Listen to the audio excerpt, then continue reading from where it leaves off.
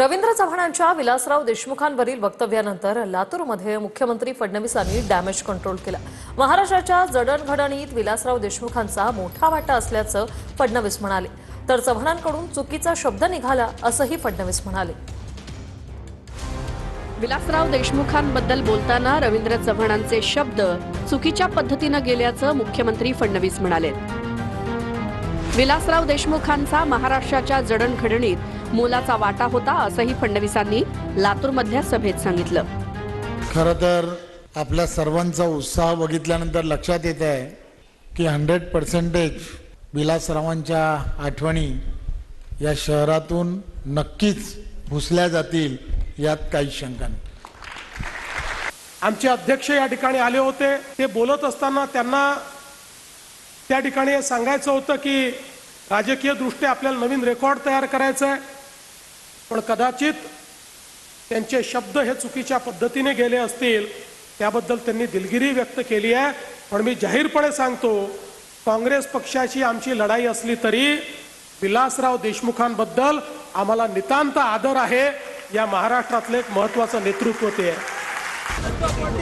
रवींद्र चव्हाणांच्या वक्तव्याविरोधात लातूरमध्ये देशमुख समर्थक आणि व्यापाऱ्यांनी बंद पाळला होता। विलासरावांचं मूळ गाव असलेल्या बाभुळगावमध्ये देखील स्थानिकांनी रवींद्र चव्हाणांविरोधात आंदोलन केलं। छत्रपती संभाजीनगर शहरातील दादांच्या राष्ट्रवादीचे कार्यालय पेटवण्याचा प्रयत्न झाला। कैलासनगर भागातील एनसीपीचं कार्यालय अज्ञातानं मध्यरात्री पेटवण्याचा प्रयत्न केला असून पोलिसांकडून आरोपींचा शोध सुरू आहे। अज्ञात नाही दिसत, तो काय भारतीय जनता पार्टीचं समर्थन करणारा कार्यकर्ता वाटतो मला। जी माहिती मिळालेली, मी जी माहिती घेतली त्याच्यावरून, त्याच्यामुळे तो अज्ञात नाही वाटत।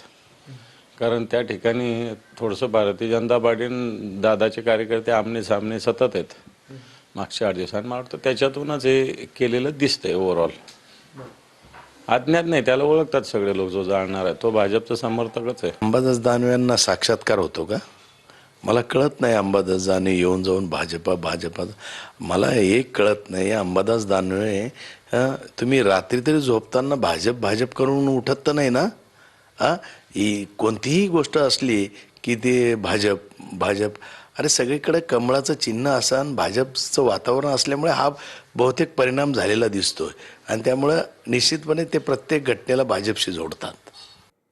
आमचे उमेदवार बिनविरोध आल्याने काहींना मिरची लागली असं फडणवीसांनी म्हटलंय, तर बिनविरोध वेगवेगळ्या मार्गाने झाले म्हणून मिरच्या लागायला लागल्या असं जयंत पाटील म्हणतात। सरळ मार्गाने बिनविरोध निवड झाली नाही असंही जयंत पाटलांनी म्हटलंय। आता आपले नगरसेवक बिनविरोध आले तर काही लोकांना मिरची लागते। अब तुमको मिर्ची लगी तो मैं क्या करूं? बिनविरोध झाले, बिनविरोध वेगळ्या मार्गाने झाले, याच्यामुळे मिरच्या लागायला लागलेल्या आहेत। सरळ मार्गाने झाले असते की नाही सगळ्यांनी बसून नाही हाच फार शाणा आहे आणि ह्यालाच उभा करू आणि आम्ही मागे घेतो, असं नाही झालं। पळवापळवी करून, दमदाटी करून, पैशाचा वापर करून बिनविरोध झालेल्या दिसत आहेत असं लोक म्हणतात, मला माहित नाही।